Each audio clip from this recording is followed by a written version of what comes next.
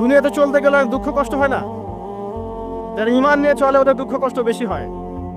তা আল্লাহ বলছেন টেনশন করো না, কষ্ট পেও না, তোমার রব তোমাকে ছেড়ে দেননি। ওয়ালা সাউফা ইউতিকা রাব্বুকা ফাতারদা, তোমার রব তোমাকে শীঘ্রই দান করবেন আর তুমি সন্তুষ্ট হয়ে যাবে।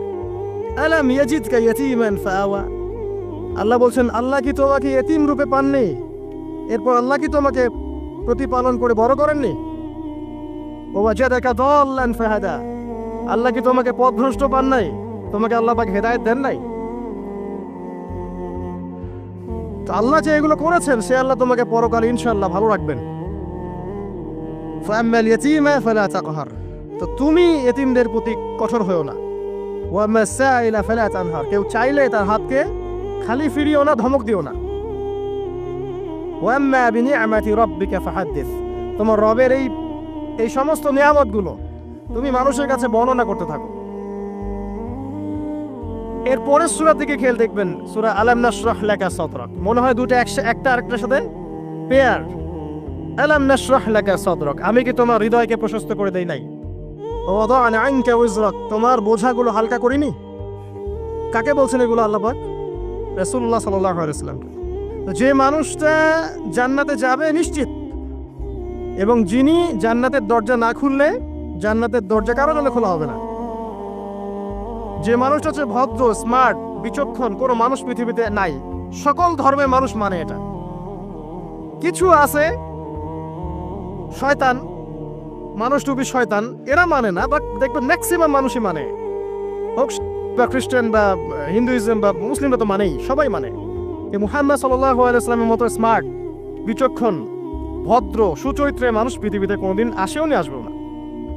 তো সেই নবীর জীবনটা আপনি পড়ে দেখবেন, আর রাহিকুল মাখতুম বইটা, যে চড়াই আর উতরাই, খালি দুঃখ, কষ্ট, যন্ত্রণা, লাঞ্ছনা, কন্টিনিউয়াসলি। আমাদের নবী সাল্লাল্লাহু আলাইহি ওয়াসাল্লাম তো 1 মাস শান্তিতে ঘুমানো নাই নবী হওয়ার পরে। যখন তিনি মারা যান, ফাতিমা রাদিয়াল্লাহু আনহার কথা মনে আছে না? কানে কানে কি জানি বললেন। তখন আমাদের নবী একটা কথা বলেছিলেন, আমি এই বয়সে সে কথাটা বুঝি, মাদ্রাসা লাইফে, ইউনিভার্সিটি লাইফে বুঝিনি। নবীজি বলেছিলেন তার মেয়েকে, ফাতিমা রাদিয়াল্লাহু আনহা তার কষ্ট দেখে কান্নাকাটি শুরু করলেন। আমাদের নবীজি তাকে কাছে ডেকে বললেন কানে কানে যে কি জানি একটা বললেন, তারপর ফাতিমা রাদিয়াল্লাহু আনহা চুপ করে গেলেন। তো পরে জিজ্ঞাসা করা হলো কি বলেছিলেন, তিনি বললেন আল আব্বাজান বলেছেন আজকের পর তোমার আব্বার কোনো কষ্ট থাকবে না, আর তুমি আমার পরিবারের মধ্যে সবার আগে আমার সাথে সাক্ষাৎ করবে। এই যে আজকের পর আমার আব্বার আর কোনো কষ্ট থাকবে না, এর মানে বোঝেন, মানে সারাটা নববী জীবন কত যে কষ্ট নবী সাল্লাল্লাহু আলাইহি ওয়াসাল্লামকে সহ্য করতে হয়েছে। আজকে জান্নাতে যাওয়ার দিন, আজকে আর তোমার আব্বার কোনো কষ্ট থাকবে না। এই মানুষটার যদি এই অবস্থা হয় তাহলে আমরা কি?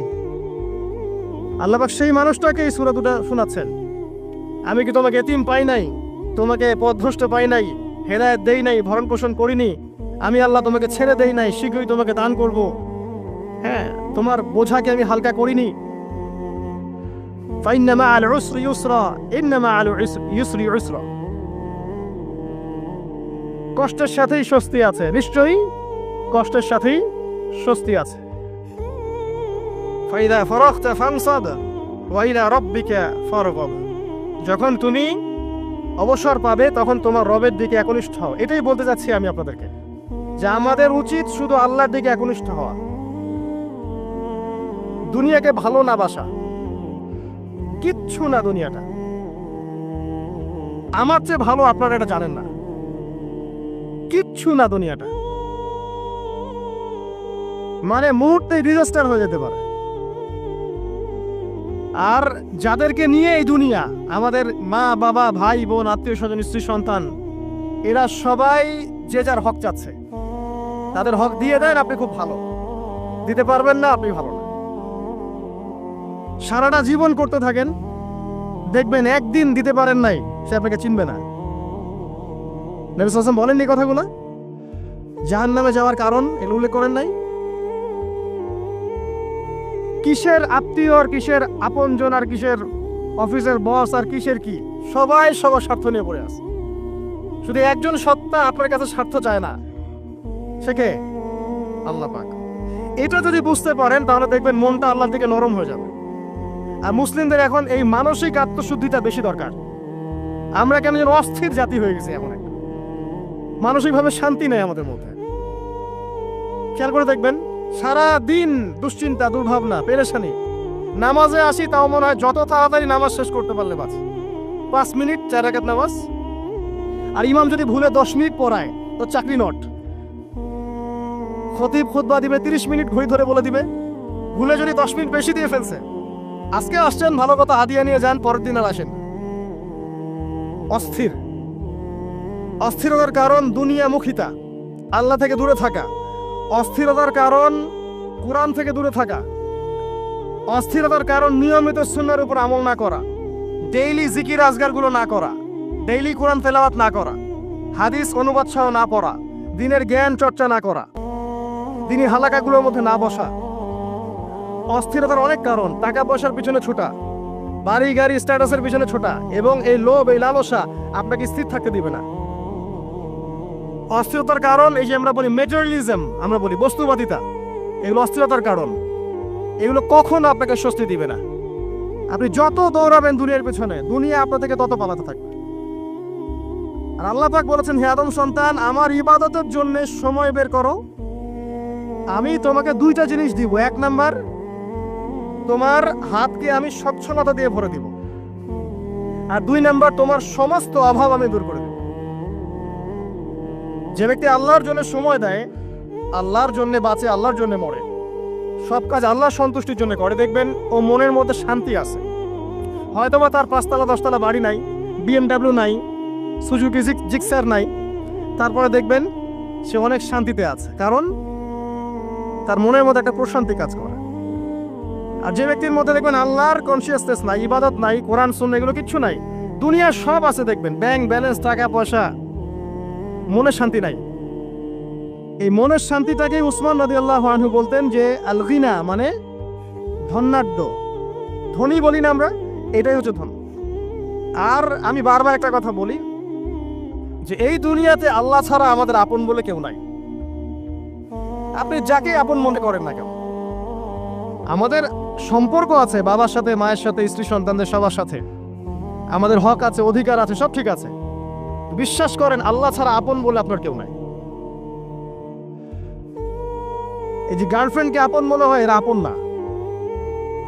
স্ত্রী সন্তানদেরকে খুব আপন মনে হয়, আপনার মৃত্যুর পর 40 দিন সময় লাগবে না সব ভুলে যেতে।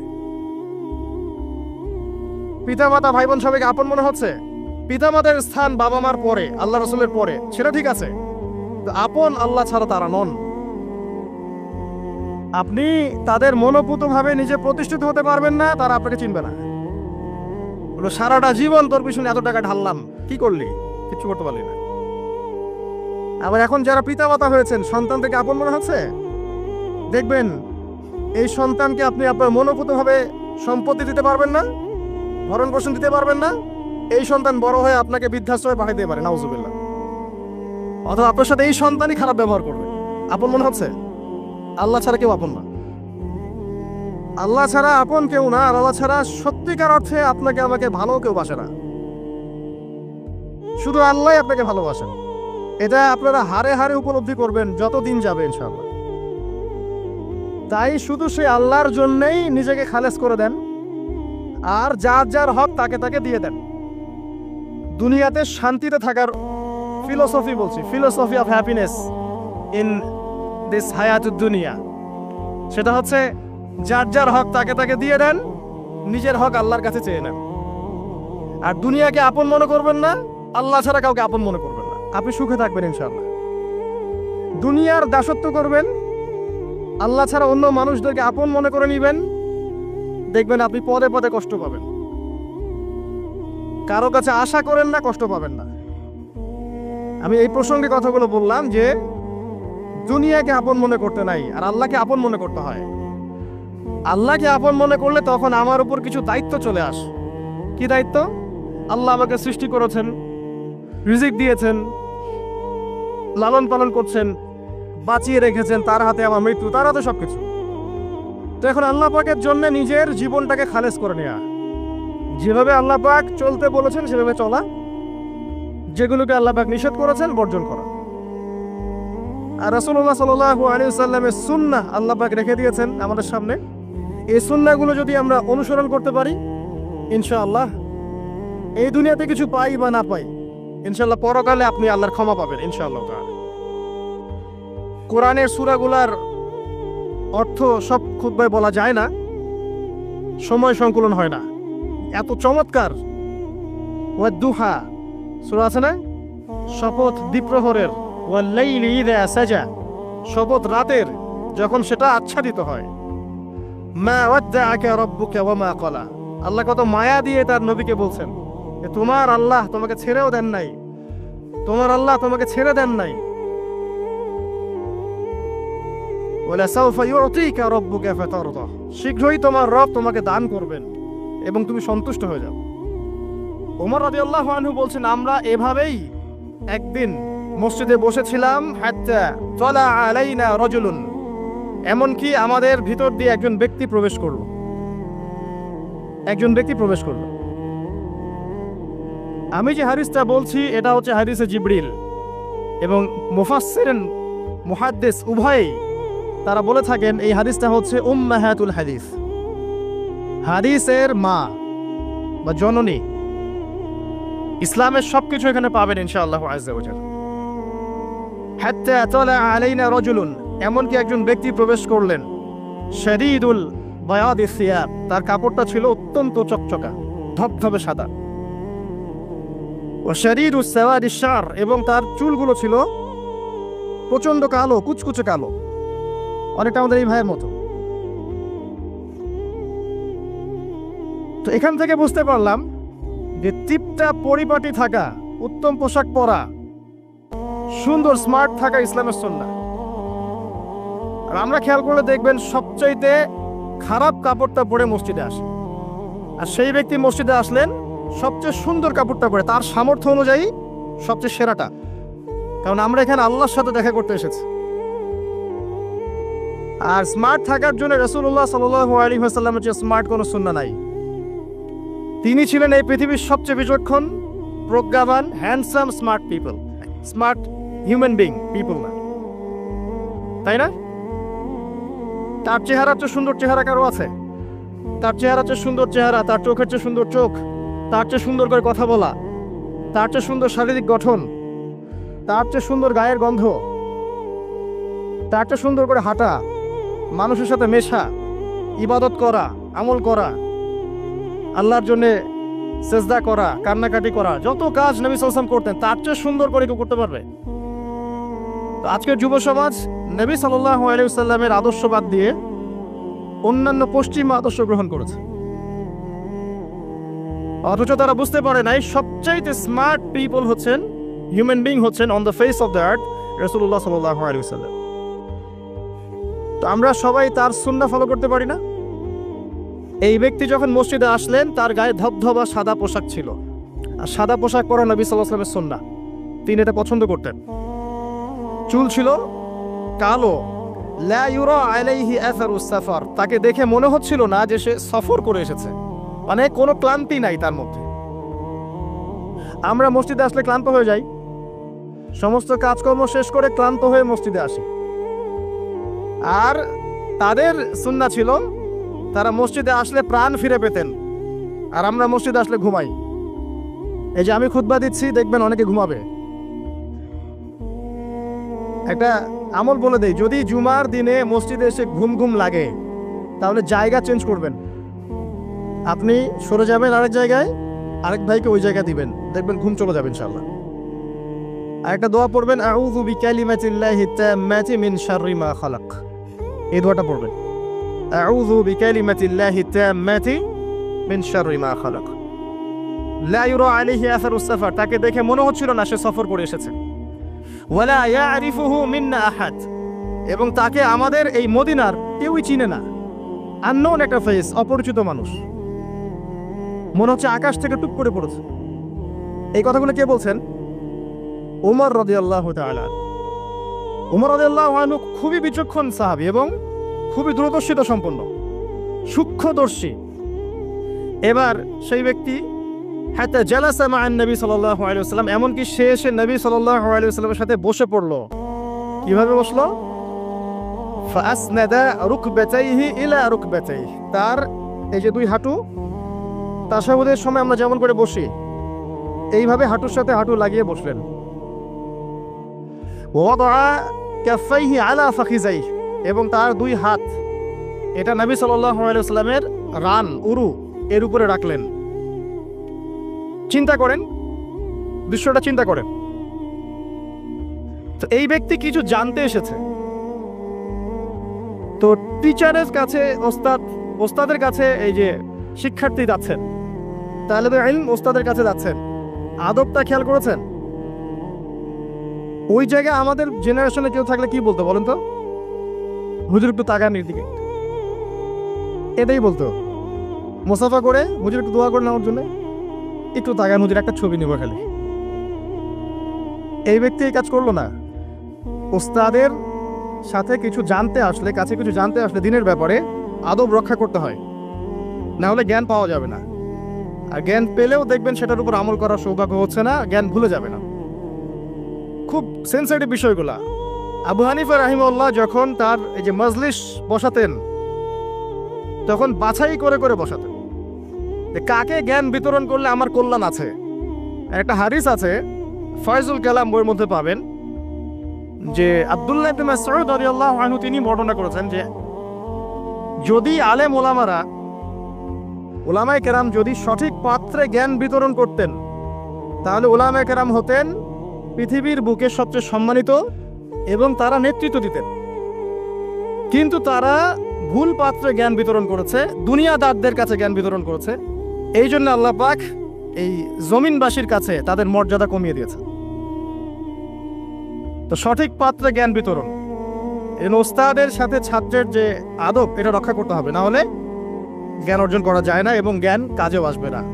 এবার এই ব্যক্তি জিজ্ঞাসা করছেন, ফাকাল ইয়া মুহাম্মদ, হে মুহাম্মদ সাল্লাল্লাহু আলাইহি ওয়াসাল্লাম, আখবিরনি আনিল ইসলাম, আমাকে ইসলাম সম্পর্কে বলুন।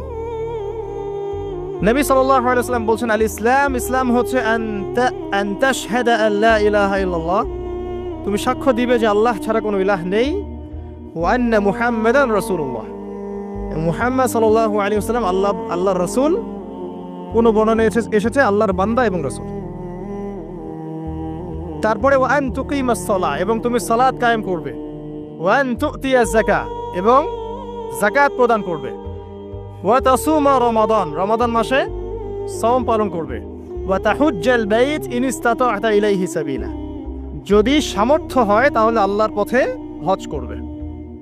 এই পাঁচটা হচ্ছে ইসলামের পিলার। আল্লাহ পাক সূরা আলে ইমরানে বলেছেন না, ইন্নাদ দীনা ইনদাল্লাহিল ইসলাম, আল্লাহর কাছে একমাত্র জীবন ব্যবস্থা গ্রহণীয় সেটা কি? ইসলাম। কবরে গেলে প্রশ্ন হবে মা দীনুক, দীনিয়াল ইসলাম। তো মাল ইসলাম, ইসলাম কি? এইটা হচ্ছে ইসলাম, ইসলামের সংজ্ঞা। পাঁচটা পিলার, এটা হচ্ছে ইসলাম।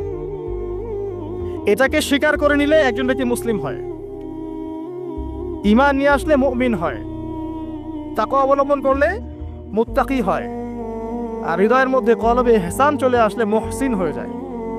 এটা সবচেয়ে বড় স্টেজ। তো এবার এই ব্যক্তি বলছেন, সাদাত, আপনি সত্য বলেছেন। উমর রাদিয়াল্লাহু আনহু বলছেন, ফাআজিবনা লাহু, আমরা অবাক হয়ে গেলাম।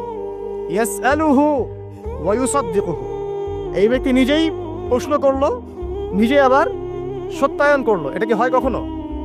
কেউ যখন জানতে আসে কিছু টিচারের কাছে, সে কি সত্যায়ন করতে পারবে আপনার কথা ঠিক আছে এটা বলতে পারবে? তার মানে সে আগে থেকে উত্তর জানতো। তো উমর রাদিয়াল্লাহু আনহু কিন্তু এখন খুব কনসিয়াস এই ব্যক্তি কে আসলে। এইটুকু আমরা একটু আলোচনা করে নিই। নবী সাল্লাল্লাহু আলাইহি ওয়াসাল্লাম এখানে বলেছেন ইসলাম মানে হচ্ছে সাক্ষ্য দেয়া লা ইলাহা ইল্লাল্লাহ এবং মুহাম্মাদুর রাসূলুল্লাহ। এই তো এর মানে হচ্ছে, খুব সংক্ষিপ্ত আকারে বলছি, খুতবায় অনেক বড় বলার সময় থাকে না। এর মানে হচ্ছে আমাকে তাওহীদের উপর থাকতে হবে এবং শিরক থেকে দূরে থাকতে হবে।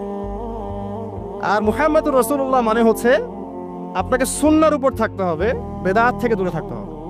আবার বলছি, লা ইলাহা ইল্লাল্লাহ সাক্ষ্য দেওয়ার মানে হচ্ছে তাওহীদের উপর থাকতে হবে, শিরক থেকে দূরে থাকতে হবে। আর মুহাম্মাদুর রাসূলুল্লাহ এই সাক্ষ্য দেওয়ার অর্থ হচ্ছে আমাকে নবীর সুন্নাহর উপর থাকতে হবে, বেদাত থেকে দূরে থাকতে হবে। তাওহীদ আপনারা জানেন, তাওহীদে রুবুবিয়্যাহ, তাওহীদে উলুহিয়্যা, একটা কি তাওহীদে আসমা ও সিফাত। মানে একমাত্র আল্লাহকেই সৃষ্টিকর্তা, পালনকর্তা, রিজিক দাতা, জীবন মৃত্যুর মালিক, বিধান দাতা, সন্তান দাতা, হায়াত মতের মালিক, সবকিছু সবকিছু কোথা থেকে হয়? আল্লাহ থেকে। এই কনসেপ্টের নাম হচ্ছে লা ইলাহা ইল্লাল্লাহ। আর যদি কেউ আল্লাহর সাথে শিরক করে, মানে কেউ মনে করে আল্লাহ ছাড়া কোনো সৃষ্টিকর্তা আছেন, বা আল্লাহ নাই, বা আল্লাহ আছেন আরো কেউ আছে, অথবা কেউ যদি আল্লাহ ছাড়া অন্য কারোর জন্য সিজদা করে, অন্য কারোর জন্য অন্য কারো কাছে দোয়া করে, অন্য কারো কাছে সন্তান চায়, অন্য কোথাও নজর করে, অন্য কোথাও মানত করে, আল্লাহ ছাড়া অন্য কারো নামে কসম করে, ঠিক আছে, তাকদীরকে অস্বীকার করে, দুনিয়ার জন্য দিনের জ্ঞান অর্জন করে, ঠিক আছে, তারপর আল্লাহ ছাড়া অন্য কারো কাছে সন্তান চায়, এরকম অনেক বিষয় আছে। এই কাজগুলোতে কেউ যদি লিপ্ত হয় তাহলে সে কি করবে? শিরক করবে। তো এই হলো সংক্ষিপ্ত আকারে বললাম আপনার তাওহীদ এর উপর থাকতে হবে, লা ইলাহা ইল্লাল্লাহ, তখন শিরক করা যাবে না। তাওহীদে থাকলে জান্নাত, আর শিরকে থাকলে বিনা হিসেবে জাহান্নাম। কারণ নবী আল্লাহ রাব্বুল আলামিন সূরা নিসার মধ্যে বলেছেন, ইন্নাল্লাহা লা ইয়াগফিরু আন ইউশরাকা বিহি, আল্লাহ পাক শিরক করার গুনাহ মাফ করেন না, ওয়া ইয়াগফিরু মা দুনা যালিকা লিমান ইয়াশা, এছাড়া অন্য যে কোনো গুনাহ আল্লাহ পাক যাকে ইচ্ছা মাফ করে দিবেন। কিন্তু শিরক করার পরে বিনা তওবায় যদি মারা যায়, এই গুনাহ মাফ হবে না। এই জন্য শিরক থেকে সর্বোচ্চ সতর্ক থাকতে হবে। আরেকটা বিষয় কি, মুহাম্মদুর রাসূলুল্লাহ, যখন মুহাম্মদুর রাসূলুল্লাহ বলেছি, তার মানে আমার নিজের ইচ্ছায় ইসলামের মধ্যে কোনো আমল করার ইখতিয়ার নাই। আমি চাইলেই নামাজ পড়তে পারবো না, চাইলেই রোজা রাখতে পারবো না, চাইলেই হজ করতে পারবো না, যাকাত দিতে পারবো না, আমি কিছুই করতে পারবো না ইসলামের মধ্যে। যেটাই করব সেটা রাসূল সাল্লাল্লাহু আলাইহি ওয়াসাল্লাম, সাহাবায়ে কেরাম তাদের থেকে প্রমাণিত থাকতে হবে। মানে আমি এই জুমার নামাজ 3 রাকাত পড়তে পারবো না, পারবো? যদি বলি নামাজ তো খুব ভালো কাজ, 2 এর জায়গায় 3 পড়লে সমস্যা কি? নামাজ বাতিল হয়ে যাবে। কারণ নবী সাল্লাল্লাহু আলাইহি ওয়াসাল্লাম 2 রাকাত পড়েছেন, আপনাকে 2 রাকাতই পড়তে হবে। আবার যদি বলি 1 রাকাত পড়বো, হবে? মুহাম্মদুর রাসূলুল্লাহ মানে প্রতিটা আমল নবী সাল্লাল্লাহু আলাইহি ওয়াসাল্লাম যেভাবে করেছেন সেইভাবে করা। তার কথার সাথে তার কাজের সাথে যদি কারো কথা কাজ মিলে যায়, সেটা গ্রহণ করতে কোনো সমস্যা নাই। কিন্তু তার কথার সাথে তার কাজের সাথে যার কথাই মিলবে না, সেটা গ্রহণ না করাই আপনার উপর ওয়াজিব। এক কথায় আমাদের ইবাদত বন্দেগী করার, দিনের পথে চলার একমাত্র আদর্শ মানদণ্ডকে মুহাম্মদ সাল্লাল্লাহু আলাইহি ওয়াসাল্লাম, এটাই হচ্ছে মুহাম্মদুর রাসূলুল্লাহ। এরপরে বলেছেন ওয়া আন তুকিমাস সালাহ, সালাত কায়েম করতে। সালাত কায়েম মানে খুব শর্টকাটে বলছি, আল্লাহ যেন সবাইকে তৌফিক দেন, আমাকে সহ আপনাদের সবাইকে 5 ওয়াক্ত সালাত জামাতে পড়ার চেষ্টা করতে হবে। যদি মিস হয়ে যায়, যখন ঘুম থেকে উঠবেন পড়ে নেবেন। সফরে আছেন, জমা করে নেন, কসর করে নেন। বা আপনি ভুলে গেছেন, যখনই মনে পড়বে তখনই পড়তে হবে, পড়তেই হবে। বা অ্যাটলিস্ট আপনি কোনো কারণে আসতেই পারছেন না, কোনো সমস্যা আছে, বাসায় অ্যাটলিস্ট জামাত করে পড়ে নেন, নামাজ মিস দেওয়া যাবে না। আমাদের দেশে মুসলিমদেরকে নিয়ে বড় বড় কথা বলার সময় নাই এটা এখন, কারণ আমাদের দেশে মুসলিমদের মধ্যে 90% নামাজ পড়ে না। 5 ওয়াক্ত নামাজ জামাতে পড়েন না 90% মুসলিম। অতএব বেনামাজি মুসলিমদেরকে নিয়ে আপনি খেলাফত কায়েম করবেন নাকি? তো বেসিক কাজগুলো আগে বেশি ইম্পর্টেন্ট। এছাড়া একটা বিষয় আছে, নামাজ সঠিক ওয়াক্তে পড়া। অনেক সময় দেখা যায় ওয়াক্ত চলেই যাচ্ছে, নামাজের কোনো হুঁশ নাই। আল্লাহ পাক হেফাজত করুন আমাদেরকে, সঠিক ওয়াক্তে নামাজ পড়া এবং রাসূলুল্লাহ সাল্লাল্লাহু আলাইহি ওয়াসাল্লামের সুন্নাহ মতো নামাজ পড়া। 3G 4G নামাজ চলবে না। 5 মিনিটে 4 রাকাত নামাজ শেষ, এটা রাসূলের সুন্নাহ ছিল না। কিন্তু একটা বিষয় হচ্ছে জায়েজ হয়ে যাবে, একটা হচ্ছে সুন্নাহ, দুটোর মধ্যে অনেক পার্থক্য আছে। কুলি না করলে ওযু হবে না, কুলি যদি না করি ওযু হবে না। ওযুর ফরজের মধ্যে কুলি আছে, কুলি না করলে ওযু হয়ে যায়, কিন্তু সুন্নাহ মতো ওযু হবে না। হবে? একটা জিনিস হচ্ছে জায়েজ, একটা হচ্ছে সুন্নাহ। আপনি কোনটা নেবেন? সুন্নাহ। মুহাম্মদুর রাসূলুল্লাহ কে বলেছে? আমরাই তো বলেছি। অতএব প্রত্যেকটা কাজ তার সুন্নাহ মতো হতে হবে। তিনি নামাজ পড়তেন ধীর স্থির ভাবে, তাই না? তাড়াহুড়া করে, ধীর স্থির ভাবে, সূরা কেরাত ঠিক মতো করে, রুকু সাজদা সুন্দর মতো করে, খুশু খুজুর সাথে, বিনয়ের সাথে এইভাবে সালাত পড়ার পরেই দেখবেন এই জাতি সফলতা অর্জন করছে, তার আগে হবে না। এরপরে বলেছেন নবী সাল্লাল্লাহু আলাইহি ওয়াসাল্লাম যাকাতের কথা, ওয়া আন তুতিয়া যাকাত। যাকাত কেন? কারণ ইসলামিক, মনে রাখবেন, ইসলামিক ইকোনমিক্স এর বেস হচ্ছে যাকাত, সাদাকা, আপনার হালাল ব্যবসা, কৃষিভিত্তিক অর্থনীতি। আর বর্তমানের যে ইকোনমিক্স চলছে সারা ওয়ার্ল্ড ওয়াইড, যেটার মূল সেন্টার হচ্ছে পশ্চিমা বিশ্ব, এই ইকোনমিক্সের মূল বেস হচ্ছে রিবা বা সুদ। দেখেন, শ্রম রাখা অবস্থায় কিন্তু আমরা মিথ্যা কোনো একটা বলি না, চিটিং করি না, করতে গেলে মনে বাধা আসে, তাই না? মানুষকে ঠকাই না। আমরা শ্রম রাখা অবস্থায় কিন্তু আল্লাহ দেখছেন মনে করে আমরা খাই না, পান করি না, স্ত্রী হালাল তাকেও ছুই না। তো হালাল গুলো ছেড়ে দেই সিয়াম রেখেছি বলে, আল্লাহ দেখছেন বলে, এটাই আল্লাহ কনসিয়াসনেস। এটা যদি সিয়ামের মাধ্যমে অর্জন করা যায় তাহলে আমাদের টোটাল লাইফ থেকে গুনাহ দেখবেন ইনশাআল্লাহ আস্তে আস্তে কমে গেছে। এটা উদ্দেশ্য আর কি।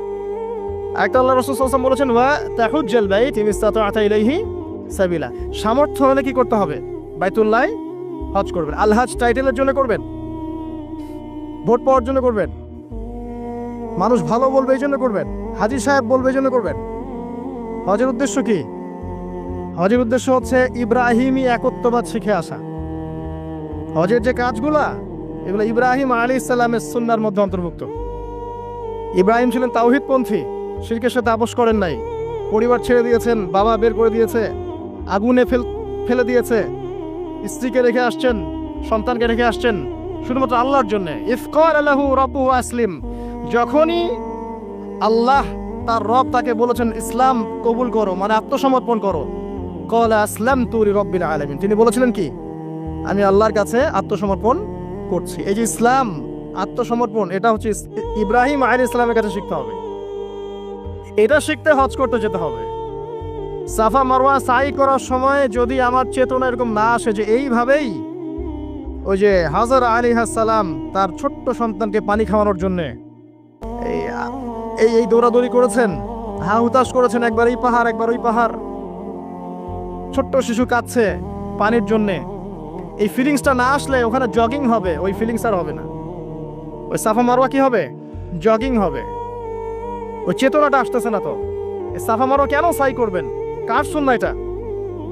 ওই কাজটা হাজরা আলাইহিস সালামের, ওই কাজটা আল্লাহর কাছে এত ভালো লেগেছিল, আল্লাহ পাক কিয়ামত পর্যন্ত সেটা রেখে দিয়েছেন, দেন নাই?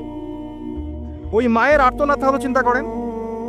আর ওই মায়ের সন্তানকে ইসমাঈল আলাইহিস সালাম, এই সন্তানের আদর্শ দেখবেন। বাবা বলছেন যে ইয়া বুনাইয়া ইন্নী আরা ফিল মানামি আন্নী আযবাহুক, হে আমার ছেলে, আমি দেখেছি স্বপ্নে আমি তোমাকে জবাই করছি, ফানজুর মাযা তারা, তোমার কি রায়, তোমার কি খেয়াল? ক্বালা ইয়া আবাতি, বললেন হে আমার বাবা, ইফআল মা তুমার, আপনাকে যে আদেশ করা হয়েছে আপনি তাই করুন। সাতাজিদুনি ইনশাআল্লাহু মিনাস সাবিরিন, ইনশাআল্লাহ আপনি আমাকে সবরকারী, ধৈর্যশীল পাবেন।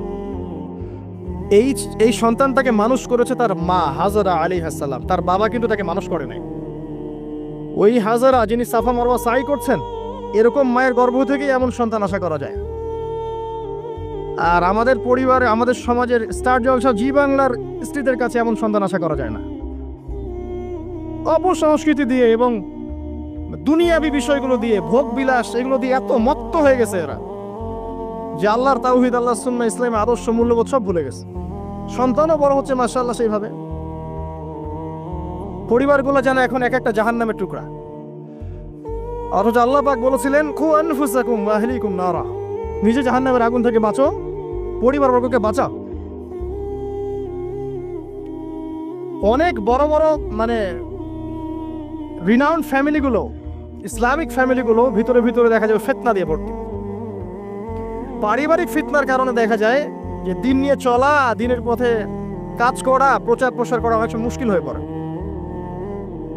তো পরিবারের পিতা যদি ইব্রাহিমের মতো হতে না পারে, মায়েরা যদি হাজরা আলাইহিস সালামের মতো হতে না পারে, এবং সন্তানরা যদি ইসমাঈল আলাইহিস সালামের মতো হতে না পারে, আপনি এরকম আদর্শ পরিবারও কল্পনা করতে পারবেন না, এবং এরকম পরিবারগুলো দিয়ে আদর্শ সমাজও কখনো বাস্তবায়ন হবে না। এমন হওয়ার তৌফিক আল্লাহ পাক আমাদেরকে দান করুন, আমিন। আরেকটা হজের চেতনা আছে, সেটা হচ্ছে ঐক্য। হজ মুসলিম উম্মাহকে ঐক্যবদ্ধ করে। আর হজ করে আসার পরে আমরা আবার বিভক্ত হয়ে যাই, সুবহানাল্লাহ। হজের মধ্যে হানাফি, আহলে হাদিস, দেওবন্দি, বেরলভী, আটরশি, চরমোনা এগুলো মারামারি হয় না? হজে হয় না? হজে সবাই এক হয়ে যায়, মাশাআল্লাহ। আর যখনই দেশে আসি বা যে যার জায়গায় চলে যাই, আবার যে যার মত পথ ধরি, তাই না? এতে করে উম্মার উপকার হচ্ছে। আমরা যত ছোটখাটো মাসলা মাসালগুলো নিয়ে যখন আমরা মসজিদগুলো ভাগ করছি, এতে আমাদের উম্মার উপকার হচ্ছে, তাই না? মুহাম্মদ সাল্লাল্লাহু আলাইহি ওয়াসাল্লাম খুশি হবেন আমাদেরকে দেখলে কিয়ামতের মাঠে, হাউজে কাউসারে পানি দিবেন, আমাদের জন্য খাতির যত্ন করবেন। আল্লাহ বোঝে তৌফিক দান করুন। উম্মার সবচেয়ে দুঃখজনক জায়গাটা হচ্ছে অনৈক্য। মনে অনৈক্য কিন্তু বাইরে না, হৃদয়ে অনৈক্য, হিংসা, বিদ্বেষ, গীবত, তহমত এবং পরশ্রী কাতরতা এগুলোতে ভরে গেছে হৃদয়টা। এই কলিজাগুলো যদি আল্লাহ পাক দেখাতে পারতেন সমাজে তুলে, দুর্গন্ধে কেউ ধার কাছে যেতে পারতো না। এই কলিজাগুলো যদি আল্লাহ পাক বের করে দেখাতেন সমাজে, এই দেখো অমুকের কলিজা এমন, দুর্গন্ধে কেউ ধার কাছে যেতে পারতো না। আত্মশুদ্ধি অর্জন করা ব্যতীত ইসলামের অন্যান্য আমলগুলো অন্তঃসার শূন্য। আল্লাহ পাক বোঝার তৌফিক দান করুন, আমিন। এবার এই ব্যক্তি দ্বিতীয় প্রশ্ন করেছে, ইয়া মুহাম্মদ আখবিরনি আনিল ঈমান, আমাকে বলুন ঈমান কাকে বলে? নবী সাল্লাল্লাহু আলাইহি ওয়াসাল্লাম বলেছেন, আল ঈমান হচ্ছে আন তুমিনা বিল্লাহ, তুমি আল্লাহর প্রতি বিশ্বাস করবে, এক নাম্বার। ওয়া মালাইকাতিহি, তার ফেরেশতাগণের প্রতি বিশ্বাস করবে। ওয়া কুতুবিহি, তার কিতাব সমূহের প্রতি। ওয়া রুসুলিহি, তার রাসূলগণের প্রতি। ওয়াল ইয়াউমিল আখির, পরকালের প্রতি। ওয়াল কদরি খায়রিহি ওয়া শাররিহি, তাকদীরের ভালো মন্দের প্রতি। আল্লাহর প্রতি ঈমান তো বোঝেন, যেটা বললাম তাওহীদ, ওইটাই আল্লাহর প্রতি ঈমান। দুই নাম্বার হচ্ছে মালায়েকা, ফেরেশতাদের প্রতি বিশ্বাস করেন তো? সবাই বিশ্বাস করে না। এখনকার জেনারেশনে মানুষ এলিয়েনে বিশ্বাস করে, ফেরেশতায় বিশ্বাস করে না।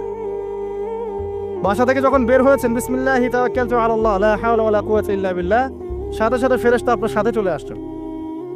রাত্রেবেলা যখন ঘুমানোর সময় পড়েছেন আল্লাহু লা ইলাহা ইল্লা হুয়াল হাইয়ুল কাইয়ুম, এখান থেকে শেষ পর্যন্ত আয়াতুল কুরসি, একজন ফেরেশতা আল্লাহর পক্ষ থেকে আপনাকে পাহারা দিয়েছে।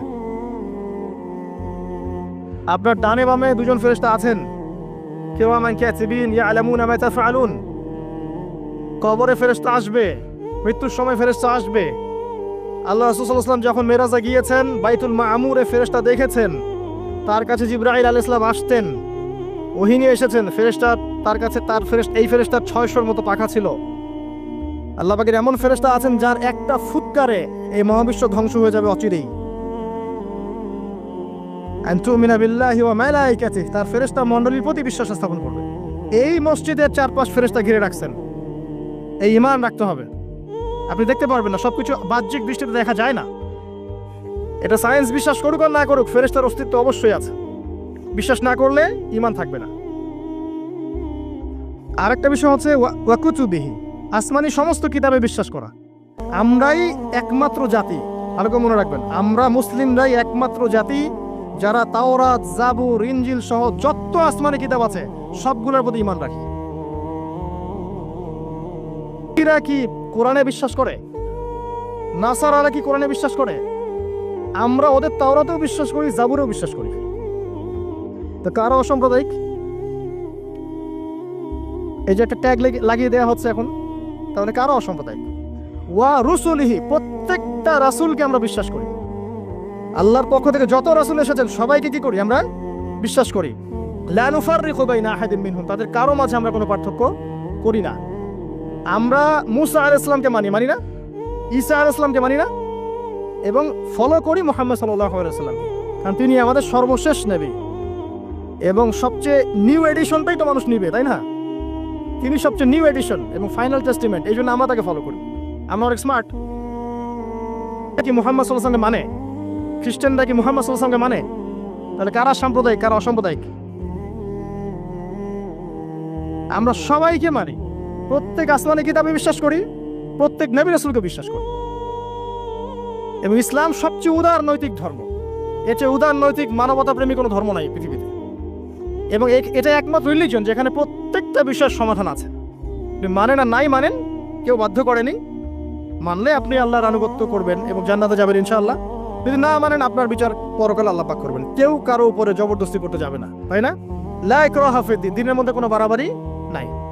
ফাযাক্কির ইন্নামা আনতা মুযাক্কির, তুমি উপদেশ দাও, তুমি শুধুমাত্র কি উপদেশদাতা, লাস্তা আলাইহিম বিমুসাইতির, তুমি কারো উপরে দারোগা নও, জাস্ট মেসেজ পৌঁছে দেয়া, মানলে মানবে, না মানলে না, সিম্পল।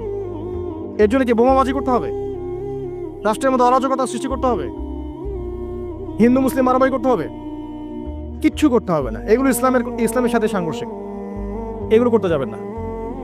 বরং এইসব কাজের কারণে ইসলাম ক্ষতিগ্রস্ত হয়, মুসলিমরা ক্ষতিগ্রস্ত হয়। মুসলিমদের সবচেয়ে বেশি দরকার এখন পড়াশোনা করা, পড়াশোনা করা, জ্ঞান অর্জন করা। জ্ঞান অর্জন করতে থাকেন, ইনশাআল্লাহ আল্লাহ আপনার হৃদয়ের চোখ খুলে দেবেন ইনশাআল্লাহ। আল্লাহ পাক সবাইকে পরিপূর্ণ জ্ঞান অর্জন করা তৌফিক ইনায়াত করুন, আমিন। আরেকটা বলেছিলেন ওয়াল ইয়াউমিল আখির, পরকালে বিশ্বাস করা, তাই তো? পরকাল মানে এই মৃত্যু থেকে শুরু হবে পরকাল, তারপরে কবরের প্রশ্ন উত্তর। যে ব্যক্তি পৃথিবীতে আল্লাহর সাথে শিরিক করেছে সে কখনো মান রব্বুক প্রশ্নের উত্তর দিতে পারবে না। যদি শিরিক থেকে তওবা না করে মারা যায়, সে কখনো মান রব্বুকা প্রশ্নের উত্তর দিতে পারবে না, পসিবল না। যে ব্যক্তি পৃথিবীতে তাওহীদের উপর থাকবে ইনশাআল্লাহ, সে ব্যক্তি মান রব্বুক প্রশ্নের উত্তর দিতে পারবে। পৃথিবীতে যে ব্যক্তি ইসলামকে ঠাট্টা বিদ্রুপে ছলে গ্রহণ করেছে, এর আনুগত্য করেনি, একে রিজেক্ট করেছে, সে মা দীনুকা প্রশ্নের উত্তর দিতে পারবে না। পৃথিবীতে যে ব্যক্তি রাসূল সাল্লাল্লাহু আলাইহি ওয়াসাল্লামের আদর্শ মতো চলেনি, মান নাবিয়ুকা বা মান হাযার রাজুল বুইসা ফিকুম, এই প্রশ্নের উত্তর দিতে পারবে না। আর বিশ্বাস করেন, যারা এই তিনটা প্রশ্নের উত্তর দিতে পারবে, অর্থাৎ তাওহীদপন্থী, সুন্নাহপন্থী এবং দ্বীনকে পরিপূর্ণরূপে গ্রহণকারীরা, তাদেরকে আরো একটা প্রশ্ন করা হবে। ফেরেশতারা অবাক হয়ে বলবেন যে কিভাবে তুমি এগুলো জানলা, কিভাবে তুমি এগুলো জানলা? সে ব্যক্তি তখন বুক ফুরিয়ে বলবে যে আমি করাতু কিতাবাল্লাহ, আমি আল্লাহর কিতাব পড়েছি, ফাআলিমতু, এরপরে জেনেছি। তো আল্লাহর কিতাব পড়া হয় তো মাশাআল্লাহ নিয়মিত, আল্লাহর কিতাব নিয়মিত পড়া হয় তো মাশাআল্লাহ। পড়বেন প্রিয় ভাইয়েরা, ডেইলি আধা ঘন্টা হলেও, আমি বলি 10টা মিনিট হলেও কোরআন পড়বেন। আধা ঘন্টা পড়লে আরো ভালো, 1 ঘন্টা পড়লে সবচেয়ে ভালো হয়। সবচেয়ে ভালো হয় ডেইলি 1 পারা করে পড়তে পারলে। আমার পরিবার বর্গ এই কাজটা করে মাশাআল্লাহ, ডেইলি 1 পারা পড়তে চেষ্টা করে, আমি পারি না। কারণ শুধুমাত্র তোতা পাখির মতো পড়ে গেলে আমার মন ভরে না, যতক্ষণ পর্যন্ত না আয়াতগুলোকে নিয়ে আমি ভাবছি, গবেষণা করছি, অর্থটা বুঝতে হবে। তো ডেইলি 1 পারা পড়ার অভ্যাস করলে হবে কি, মাসে 30 পারা, প্রতি মাসে 1 খতম। দেখবেন আপনার জীবনে বরকত আসতেছে, আপনার হায়াতে বরকত হচ্ছে, রিজিকে বরকত হচ্ছে, মনে একটা শান্তি থাকবে। আর কোরআন যে যত বেশি তেলাওয়াত করে, মানসিক চাপ নেওয়ার ক্ষমতা তার তত বেশি থাকে। এটা আপনি প্রমাণিত, পরীক্ষা করে দেখেছি আমি। 3 দিন 7 দিন কোরআন থেকে দূরে থাকলে মানসিক চাপ নিতে পারি না, কিন্তু কোরআনের অ্যাটাচমেন্টে থাকলে, সংস্পর্শে থাকলে দেখবেন আপনি মানসিক চাপ নিতে পারতেছেন, কারণ এটা আল্লাহর পক্ষ থেকে নাজিল করা অভ্রান্ত সত্যের উৎস। এই হলো পরকাল, প্রশ্নের উত্তর। তারপরে পুনরুত্থান, যেখানে 50,000 বছর দাঁড়িয়ে থাকতে হবে। মানুষ অতিষ্ঠ হয়ে যাবে যে বিচার কেন শুরু হচ্ছে না। একবার আদম আলাইহিস সালামের কাছে, একবার নূহ, একবার মুসা, একবার ঈসা, সবার কাছে মানুষ ছুটতে থাকবে, বিচারটা শুরু হোক, অ্যাটলিস্ট জান্নাত জাহান্নাম পরে দেখা যাবে, আগে শুরুটা হোক। দাঁড়ায় থাকতে থাকতে আমরা শেষ। এই যে ঘাম দিয়ে কারো টাকনু, কারো হাঁটু, কারো বুক, কারো গলা, চিন্তা করা যায়? দেখবেন, খেয়াল করে, নামাজ যদি 10-এর জায়গায় 15 মিনিট হয়, অস্থির মুসল্লি থাকতে পারে না। আর এই যুগের মানুষটা বেশি অস্থির, বিকজ অফ এই টেকনোলজিক্যাল রেভলিউশন। এগুলো আমাদেরকে খুব ফাস্ট সবকিছু পাওয়ার একটা তাড়না সৃষ্টি করে, সব দ্রুত পেতে হবে, দ্রুত পেতে হবে। এই জন্য স্থির না, তারা অস্থির। তো ওই অস্থির মানুষকে আল্লাহ পাক কিয়ামতের মাঠে দাঁড় করে রাখবেন 50,000 বছর। সূরা মাআরিজ পড়ে দেখেন। এরপরে আমাদের নবী সাল্লাল্লাহু আলাইহি ওয়াসাল্লামের কাছে আসবেন যখন মানুষেরা, তিনি তখন একমাত্র ব্যক্তি তিনি, যিনি উঠে সেজদায় পড়ে যাবেন আল্লাহর কাছে। আল্লাহ বলবেন, তোমার যা ইচ্ছা তুমি চাও, কবুল করা হবে। এই ব্যক্তির আদর্শ আমরা এখনো মানতে পারি নাই। এই ব্যক্তির স্টাইলে দাড়ি রাখলে আমাদের লজ্জা লাগে, এই ব্যক্তির স্টাইলে চুল রাখলে, জুব্বা পরলে বা তাকওয়ামূলক পোশাক পরলে, সুন্নতসম্মতভাবে চললে আমাদের লজ্জা লাগে, মনে হয় আমরা আনসোশ্যাল হয়ে গেছি, ব্যাকডেটেড হয়ে গেছি, পিছায় পড়ছি। এই ব্যক্তি সুপারিশ করবেন, তিনি পড়েই থাকবেন সেখানে যতক্ষণ পর্যন্ত আল্লাহ পাক তার দোয়া কবুল করেন। এটা একটা। আরেকটা হচ্ছে, যখন কবিরা গুনাহগার ব্যক্তিদেরকে জাহান্নামের জন্য আযাবের ফয়সালা হয়ে যাবে, আমাদের নবী সাল্লাল্লাহু আলাইহি ওয়াসাল্লাম সুপারিশ করে এই উম্মতের কবিরা গুনাহগার ব্যক্তিদেরকে জান্নাতে নিয়ে যাবেন ইনশাআল্লাহ। এই ব্যক্তিকে গালি দেয়া হয়, এই ব্যক্তিকে তার চরিত্র নিয়ে কথা বলা হয়, এই ব্যক্তিকে নিয়ে কত কিছু করা হয়। আল্লাহ পাক তাদেরকে হেদায়েত নসিব করুন। অথচ এই ব্যক্তি মুহাম্মদ সাল্লাল্লাহু আলাইহি ওয়াসাল্লাম বলেছেন, কাশ আমি যদি আমার ভাইদেরকে দেখতে পেতাম। সাহাবীরা বলতেন, ইয়া রাসূলুল্লাহ, আমরা কি আপনার ভাই নই? নবীজি বলতেন সাল্লাল্লাহু আলাইহি ওয়াসাল্লাম, তোমরা আমার সাহাবী, আমার ভাই তারা যারা আমার পরে, তোমাদের পরে আসবে, যারা আমাকে না দেখে ঈমান নিয়ে আসবে। আমরা হচ্ছি তার ভাই। সুবহানাল্লাহ। এরপরেও এই উম্মার মধ্যে যারা আলেম ওলামা, ইলমের চর্চা করবেন, ইলমের প্রচার প্রসার ঘটাবেন, তাদের সাথে রাসূল সাল্লাল্লাহু আলাইহি ওয়াসাল্লামের একটা সখ্যতা থাকবে। এই উম্মতের মধ্যে যারা এতিমদের দেখাশোনা করবে, মিসকিনদের দেখাশোনা করবে, তারা নবী সাল্লাল্লাহু আলাইহি ওয়াসাল্লামের সাথে এই জান্নাতে এতটুকু দূরত্বে থাকবে। যারা বিধবা এতিম মিসকিনদের দেখাশোনা করবে, এতটুকু দূরত্ব থাকবে। যে ব্যক্তি তার চরিত্রকে হেফাজত করতে পারবে, নবী সাল্লাল্লাহু আলাইহি ওয়াসাল্লাম বলেছেন, তার জন্য আমি জান্নাতের মাঝখানে একটা ঘরের জিম্মাদার হব। এরকম অনেক হাদিস আছে।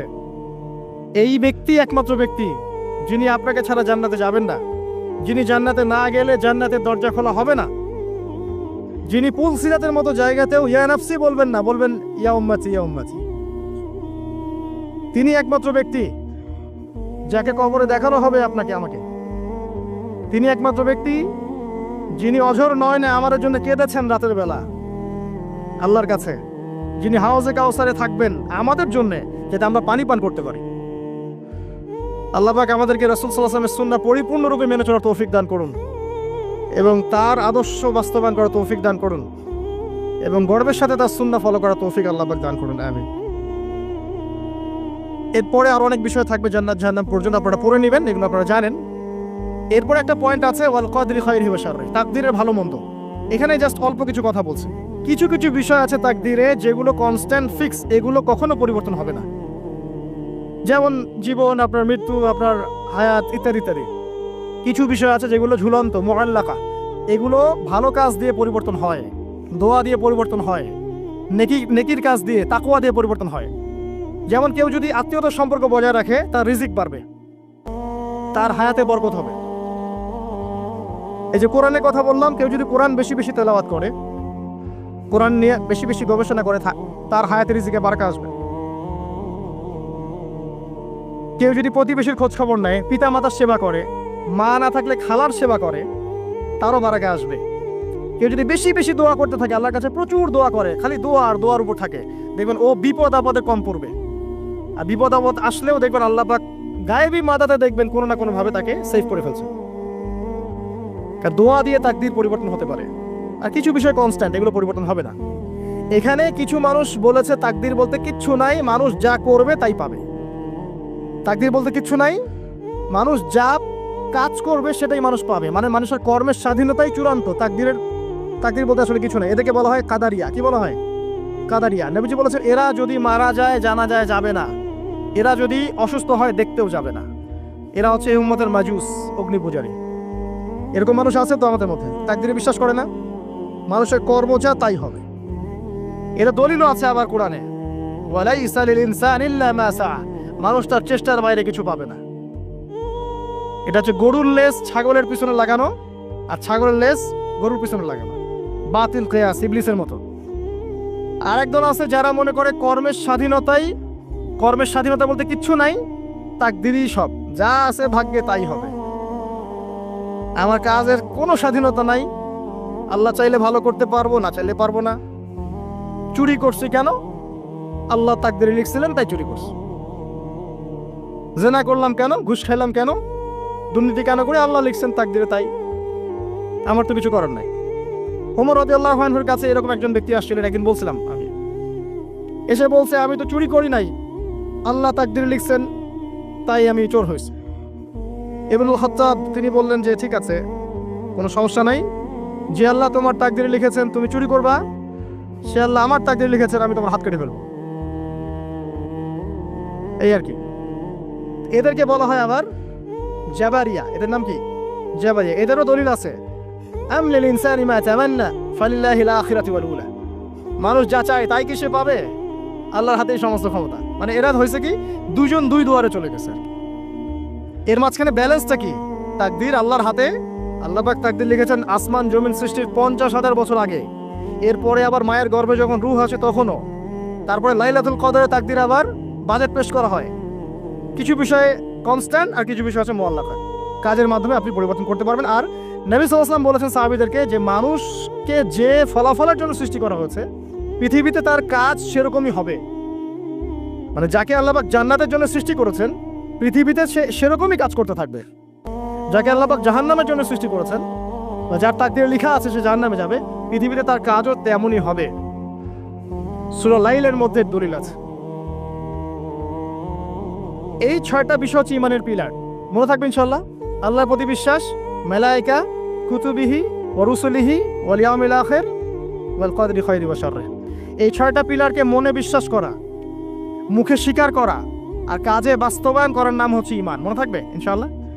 মনে বিশ্বাস, মুখে স্বীকার আর কাজে বাস্তবায়নের নাম কি? ঈমান। শুধু মনে বিশ্বাস করি, কাজ নাই, ঈমান আছে? ঈমান আছে, নামাজ পড়ি না, চলবে? চলবে না। এখানে 2টা দল আছে, ভালো করে বোঝেন এই জায়গাটা। এক দল হচ্ছে মনে করে জাস্ট মুখে লা ইলাহা ইল্লাল্লাহ একবার বললেই জান্নাত। কথা বুঝতে পারছেন? এদেরকে বলা হয় মুরজিয়া। কি বলা হয়? মুরজিয়া, মানে শৈথিল্যবাদী। আরেক দল আছে যারা মনে করে মানুষ কবিরা গুনাহ করলেই কাফের হয়ে যায়, এদেরকে বলা হয় খারেজি। কি বলা হয়? খারেজি। পৃথিবীতে যত দেশে দেশে এই যে জঙ্গিবাদ ছড়িয়ে পড়েছে এর মূল আকীদা হচ্ছে এই যে খারেজি আকীদা, যারা মনে করে যে কেউ যদি কবিরা গুনাহ করে কাফের হয়ে যাবে, অতএব তাকে মারা জায়েজ আছে। এই জন্য তাকে মারা, তার রক্তকে হালাল মনে করা, তার সম্পদ লুটে নেওয়া, এগুলো ওরা জায়েজ মনে করে, নেকির কাজ মনে করে। এটা খারেজি আকীদা। আর মাঝখানের আকীদা হচ্ছে আহলে সুন্নাহ ওয়াল জামায়াতের আকীদা। সেটা হচ্ছে মনে বিশ্বাস, মুখে স্বীকৃতি, ঠিক আছে, এটা বেস। আর কাজ হচ্ছে ফুরুর বা শাখা। কাজ করতে গিয়ে কারো ভুল ত্রুটি ভালো মন্দ হতে পারে। যদি কেউ কবিরা গুনাহ করে ফেলে তার জন্য তওবার দরজা খোলা আছে, সে কাফের হয়ে যাবে না, হায়েস্ট সে বরং ফাসেক বা জালেম হতে পারে। এই অবস্থায় মারা গেলে আল্লাহ তার বিচার করবে। এই হচ্ছে আহলে সুন্নাহ ওয়াল জামায়াতের আকীদা। এরপরে ওই ব্যক্তি বলেন আপনি সত্য বলেছেন। আবার প্রশ্ন করলেন মাল আখবিরনি আনিল ইহসান, ইহসান কাকে বলে? নবীজি উত্তর দিলেন আল ইহসান আন তা'বুদাল্লাহা কাআন্নাকা তারাহ। তিনি বললেন ইহসান হচ্ছে তুমি এমন ভাবে আল্লাহর ইবাদত করবে যেন তুমি আল্লাহকে দেখতে পারছো। ওয়া ইল্লাম তাকুন তারা ফাইন্নাহু ইয়ারাক। তুমি যদি আল্লাহকে দেখতে না পারো, বিশ্বাস রাখবে আল্লাহ তোমাকে দেখছেন। এই যে এই কনসিয়াসনেস, আল্লাহ কনসিয়াসনেস নিয়ে ইবাদত করার নাম হচ্ছে ইহসান। ইহসান যে ব্যক্তি আয়ত্ত করতে পারবে সে হবে মুহসিন, মুসলিম, মুমিন, মুত্তাকি, মুহসিন, একদম হাইয়েস্ট লেভেল। তাহলে এই হচ্ছে ইহসান। ইহসান যার মধ্যে থাকবে সে কিন্তু পাপ করতে পারে না খুব একটা। খেয়াল করে দেখেন, আন তা'বুদাল্লাহা কাআন্নাকা তারা, তুমি এমন ভাবে আল্লাহর ইবাদত করবে যেন তুমি স্বয়ং আল্লাহকে দেখতে পাচ্ছো। আল্লাহকে যদি কেউ দেখতে পারতো সে কি কখনো আল্লাহর বিরুদ্ধে যেতে পারতো? এই বিষয়টাই হচ্ছে ইহসান। আর আল্লাহকে কেউ এই দুনিয়ায় খালি চোখে দেখতে পারবে না। এই জন্য আল্লাহ রাসূল বলেছেন যে ওয়াইল্লাম তাকুন তারা, তুমি যদি তাকে দেখতে না পারো ফাইন্নাহু ইয়ারাক, তিনি তোমাকে অবশ্যই দেখছেন। আল্লাহকে হাজির নাজির জেনে ইবাদত করতে হবে। আল্লাহ পাক তৌফিক দান করুন, আমিন। প্রত্যেকটা কাজ, নামাজ, রোজা, হজ, যাকাত, জিকির, আজকার, তাসবিহ, তাহলিল, সবকিছু, ব্যবসা বাণিজ্য, চাকরি বাকরি যা আছে সব আল্লাহকে হাজির নাজির জেনে করলে মানুষ হারাম থেকে বেঁচে থাকতে পারবে ইনশাআল্লাহ আযজা ওয়া জাল। চতুর্থ প্রশ্ন করেছেন এই ব্যক্তি, আখবিরনি আনিস সাআহ, আমাকে কিয়ামত সম্পর্কে বলুন। নবীজি বলছেন মাল মাসউলু আনহা বিআ'লামা মিনাস সাইল। এই ব্যাপারে প্রশ্নকারী আর উত্তরদাতা এর বেশি কেউ কিছু জানে না। যাকে জিজ্ঞেস করা হচ্ছে আর যে জিজ্ঞাসা করছে তাদের জ্ঞান সমান। আমি আসলে জানি না কবে কিয়ামত হবে। কেউ জানে কবে কিয়ামত হবে? সূরা লুকমানের শেষে আছে না, ইন্নাল্লাহা ইনদাহু ইলমুস সাআহ ওয়া ইউনাজিলুল গায়স ওয়া ইয়ালামু মা ফিল আরহাম ওয়া মা তাদরি নাফসুম মাযা তাকসিবু গাদা ওয়া মা তাদরি নাফসুম বিআইয়ি আরদিন তামুত। 5টা বিষয় আল্লাহ ছাড়া কেউ জানে না। কিয়ামত কবে হবে, বৃষ্টি কখন কোথায় বর্ষিত হবে, আগামীকাল কোন নফস কি অর্জন করবে কি হারাবে, কার মৃত্যু কোথায় হবে, এগুলো আল্লাহ ছাড়া কেউ জানে না। তো এই জন্য তিনি বলেছেন মাল মাসউলু আনহা বিআ'লামা মিনাস সাইল, এই বিষয়ে জিজ্ঞাসিত ব্যক্তি প্রশ্নকারী চেয়ে বেশি জানে না। তিনি থেমে যান নাই প্রশ্নকারী, তিনি বলছেন আখবিরনি আন আমারাতিহা। আচ্ছা, আপনারা তো জানেন না এক্স্যাক্টলি কবে কিয়ামত হবে, তাহলে আপনি বলেন এর কিছু আলামত বলেন, সাইন্স বলেন। নবীজি বললেন 2টা মাত্র। একটা হচ্ছে আন তালিদাল আমাতু রাব্বাতুহা, যখন দেখবে দাসী তার মনিবকে জন্ম দিচ্ছে। দাসী তার মনিবকে জন্ম দিচ্ছে মানে ন্যায় অন্যায়, সত্য মিথ্যা, হালাল হারামের মানদণ্ড উল্টে যাবে, দুনিয়া উল্টা পাল্টা হয়ে যাবে। দাসী কি মনিবকে জন্ম দিতে পারে? মানে মানদণ্ড কি হবে? উল্টে যাবে। আর একটা ব্যাখ্যা হচ্ছে ওলামায়ে কেরাম করেছেন যে পিতা মাতাদের সাথে শেষ জামানায় দাস দাসীর মতো আচরণ করা হবে। এটাও ঠিক আছে ব্যাখ্যা। একটা আধুনিক ব্যাখ্যা হচ্ছে যে সত্যিকার অর্থেই দাসী মনিবকে জন্ম দিবে। কিভাবে? ফ্যামিলিস্ট রেভলিউশন এবং রিবার কারণে। ফ্যামিলিস্ট রেভলিউশনের কারণে মেয়েরা এত বেশি বস্তুবাদী হয়ে যাবে যে তারা সন্তান জন্ম দেওয়ার ফুরসত পাবে না। এই যুগটাকে আসছে, সন্তান জন্ম দেওয়ার ফুরসত পাবে না। এটা অন্য কান্ট্রিগুলোর দিকে তাকায় দেখেন, এটা অ্যাভেলেবল হচ্ছে। তখন দরিদ্র রাষ্ট্র থেকে দেখা যায় মেয়েদেরকে হায়ার করতে হয়, গর্ভ এখন হায়ার করা হয় সন্তান জন্ম দেওয়ার জন্য। সেখানে কি হবে? এক ব্যক্তির স্পাম, শুক্রাণু সেখানে ইনজেক্ট করা হবে। 9 মাস এখানে সন্তানটা বড় হবে। এই 9 মাস তাকে মাশাআল্লাহ খুব ভালো খাবার দাবার দেওয়া হবে এই মহিলাটাকে। এরপর সেই মহিলা সন্তান জন্ম দিবে। দেওয়ার পরে তার ডিউটি শেষ, তাকে তার পারিশ্রমিক দিয়ে দেওয়া হবে এবং সে তার জায়গায় চলে যাবে। তো সে কাকে জন্ম দিয়ে গেল? সে মনিবকে জন্ম দিল। দাসী তার মনিবকে জন্ম দিল। সুবহানাল্লাহ। এই যুগ না থাকলে এই ব্যাখ্যা বোঝা যেত না। এই সুন্নতের, এই জাহেলি সুন্নতের সবচেয়ে বড় দৃষ্টান্ত হচ্ছে সিঙ্গাপুর।